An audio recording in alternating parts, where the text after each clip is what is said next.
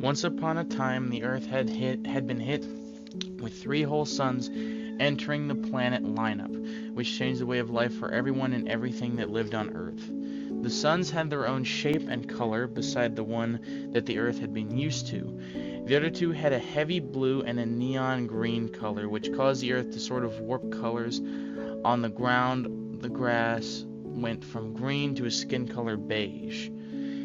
People would struggle with the extreme heat and burning biomes that covered most, if not all, the land with blistering heat of the 3 suns. The only way to really counteract this heat was to live underground and hide however long they had to.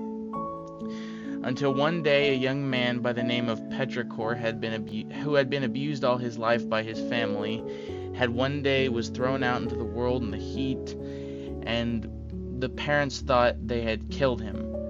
But it turns out he was alive and was unaffected by the heat alone, which fascinated him and confused him at the same time. But he found out with this newfound, strength that he had one thing that would set his journey in motion for the rest of the story. Because of that, Petrichor made it his new life goal, even though he was worried of this at first.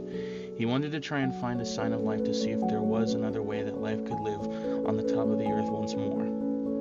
And because of this, he snuck back into his house underground and stole his grandfather's military jacket and tie. He made his way outside. The heat didn't affect the coat, but the tie was burned at the end from the heat. He had just begun a long, long journey.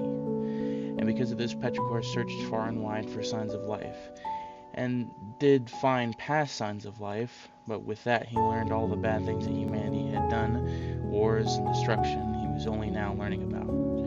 Until finally, while searching an abandoned building, he found something in the shape of a spearhead that, while holding it, gave him power, and it gave him infinite knowledge.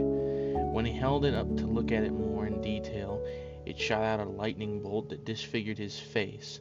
To cover his mangled face, he had found a Halloween mask, a clown mask that had shown its age by the time he found it. And ever since then, he has worn a mask roaming the world to find life. Some say he still see him roaming the desert in an endless quest to find anyone, not for the greater good of humanity, but for his own sanity.